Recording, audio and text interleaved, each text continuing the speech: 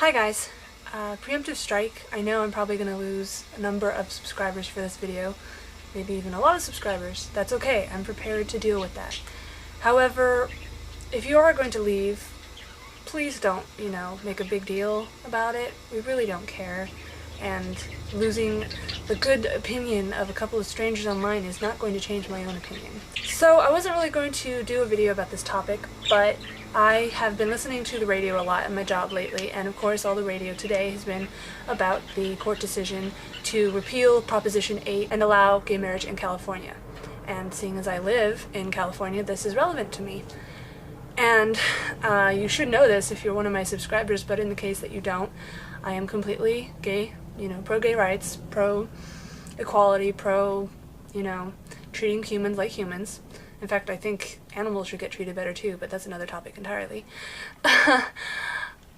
So, Proposition 8 was, I think, an outrage. And, I live in, right now I live in a pretty conservative area that's renowned for being full of skinhead, racist potheads. So, when Proposition 8 was going around, I saw those stupid banners everywhere. Family first, with the picture of the mom and the dad and the little kid, because, apparently conservatives think that if you have gay parents, then you can't possibly have a good home life, and that, heterosexual couples always make good parents, right? I mean, it's not like any child is ever starved or beaten or left in a dumpster or thrown out of a window or anything like that by heterosexual parents, right? But, in regards to the turn of events that have taken place recently, a lot of people have been saying stuff that I just want to give my own 2 cents on. Okay, the first thing I want to address, yesterday, it's kind of funny. I just happened to be walking around Hillcrest with a friend of mine. And Hillcrest, for those of you who probably don't live anywhere near here and don't know, is an area of San Diego that is pretty much the most gay-friendly area in, I don't know, all of California, maybe? I don't know. And predominantly the people that live there are, gay couples. And it's one of the few places where you can actually openly see gay couples everywhere. I mean, you can tell that they're gay. They'll be holding hands and everything, and, it's not like a big secret, whereas everywhere else, you can guess, but odds are that they're not going to act like they're a couple because they're going to get faced with a lot of, derision and so on and so forth. And it's kind of unusual to me to see it so open, and it makes me think of, maybe a day in the future sometime where there won't be so much hate, and like the way that you don't really see open racism. There's plenty of racists still around, but you don't see open racism that often, at least where I live. Anyway, and so I can almost see a future where gays aren't treated with the same derision that they are nowadays. I got into a conversation with the guy, my friend that I was there with, Nick, who is, honestly, I don't know why we're friends. We both like video games and stuff like that, but he's extremely to the far right. He loves guns, and he swears he's not homophobic. He's gonna watch this video and say, no, I'm not homophobic, but Nick, you really do act like you're homophobic. I'm just gonna say that. I said, well, how do you feel about this issue? And he said, they can have a civil marriage, but it's unconstitutional for them to get married. And I said, but that's treating them like subhumans. And he said, well, they should get used to it. Nick, stuff like that is what makes you sound like a homophobe. I'm sorry that you're in denial about that. Anyway, as far as that whole unconstitutional thing goes, I'm not going to pretend to be a big, poli-sci major. I don't remember specifically what the Constitution says, but, I'm of the opinion that, and I'm probably going to get a whole bunch of people telling me how stupid I am for having this opinion, but whatever, this is my opinion. I think that the Constitution is a good basis to go off of, but I think that a lot of the ideas in it are and were archaic, and that's why it's a changing document. I'm not saying it's a document, that you should just oh, I think I'm going to change this now. Okay, that's fine. I mean, I think it should be changed with a lot of great deal and consideration, but I do think it can be a changeable document. I mean, if we went 100% off the Constitution exactly as it was written before, would we might still have slavery, we might still have, women not having the vote and all that stuff. Now, unless, you are ready to be called out for being a bigot and a racist, you will, and I'm talking about real life. I know online everybody likes to pretend that they're racist and whatever. I'm talking about in real life where you actually have to face consequences for what you say. You know, most people, at least in my experience, they will not just flat out say, you know, I hate blacks. At least not the way that a lot of people are like, I hate gays. Although even that's getting like kind of, they talk around it. They don't flat out say, I hate gays, but they say, oh, they disgust me, or blah, blah, blah. And of course there are other people that do say, I hate gays.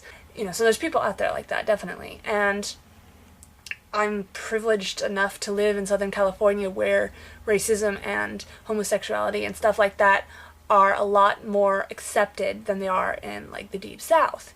I've never lived in the Deep South. I've never even really been in the Deep South, so I have no idea what it's like to be there, although I have friends that live down there, and I even have a friend who's a lesbian who lives in Deep South Texas, and she says it's hell, it's shit, and, you know, that makes sense. I mean, it's the Deep South. You guys are not known for being, like, forward thinkers. But anyway, so as far as it being unconstitutional, like I said, I think that the Constitution should be able to be changed if it really is for the better. And of course, you know, how do you know if something really is for the better or not? You know, obviously I am going to think that saying that gays can get married is for the better because I support equality. But someone that hates gays, you know, you got the whole slippery slope of... someone please explain to me why you think that allowing gays to get married is going to lead to polygamy. They're completely separate, and, you know, the statistics show that polygamy is a lot more common among heterosexuals, like Mormons and whatever, than it ever is among gays. I've never really heard of a gay harem, anything like that happening, so it's very strange. And, you know, there's a lot of conservatives also that say if we allow gay marriage, then it's going to make pedophilia legal and stuff like that, and do you guys realize how crazy you sound? And, I mean, I'm trying to figure out how to argue this without, like, falling into name-calling, but honestly, I can't wrap my head around how someone could honestly equate gay marriage with, you know, pedophilia and with polygamy and bestiality and stuff like that, and incest, because they are completely separate issues. It's not nearly the same thing, and, you know, by lumping everything that you're against into one big ball of, like, I'm against all of this stuff, you know, you make yourself sound very simple-minded. So, when you say, you know, gay marriage should be outlawed because it's going to lead to other things, I really don't understand that. And I would love someone to actually give me a rational argument for how they think that, you know, allowing two people that love each other that happen to be gay is going to lead to, you know, someone marrying a 5-year-old child, or someone marrying their sister, or someone marrying their dog, or someone marrying several girlfriends all at once. I don't know. You know, without just saying, like, oh, it'll happen. I need more reasons than that. Why do you think it'll happen? Well, because they're all bad things, and I'm against them, and obviously if one bad thing happens, then the rest are going to happen. No, that's not going to fly. The other thing I want to address, I know a lot of people have been saying, like, well, I don't understand what the big deal is. Why are they so keen on getting married? Marriage is a religious thing, and they should only, you know, they should be happy with a lifetime commitment, or whatever it's called. Do you guys not realize how many Christian gays there are? And, you know, I'm neither gay nor Christian, and there's a dog outside the window, it's distracting me. But I do like to think outside of my own position, and, you know, I've watched documentaries, I've watched TV shows and stuff like that, where they've talked with people that happen to be homosexual and Christian, and, you know, not every gay Christian thinks that it's an abomination. A lot of the Bible is up to interpretation, and, you know, whatever your pastor says isn't 100% the way it is. Your pastor's human. Humans are prone to error. Humans are prone to their own views on things. And anyway, my point is, so not all Christian gays necessarily think that, you know, it's a sin to be gay. And there are ones that do, and I feel really bad for them, and that's one of the reasons I'm very glad that I'm not stuck in a Christian mindset, because, you know, I would hate to have some kind of religion telling me, like, well, I should hate all my gay friends, or not necessarily hate them, but I should expect that they'll all go to this place where they'll suffer eternity because they were born preferring their own gender. I'm not even going to get into the whole, is it nature or nurture, preferred, whatever. Basically, I want people, when they're thinking about this issue, it would be good if you thought about it from the fact that there are a lot of religious gays out there, and they, I'm sure, do want a legal and a religiously sanctified marriage. And even if it's not about religion, marriage has all this connotation, and I'm sorry, I think it's kind of bullshit to just say, oh, it's just religion. No, there is a lot of social context, a lot of social effects, a lot of social standing and stuff that there's a lot of difference between, lifetime commitment and marriage. I mean, you say lifetime commitment and it sounds like some kind of new agey crap, honestly. And when you say marriage, it's like, it's accepted. Like marriage, that's what you do when you get older. You get married. But obviously if you're gay and you lived in California up before this point, it wasn't what you just did. You couldn't just get married to the person you love because of these laws, if you want to call them that.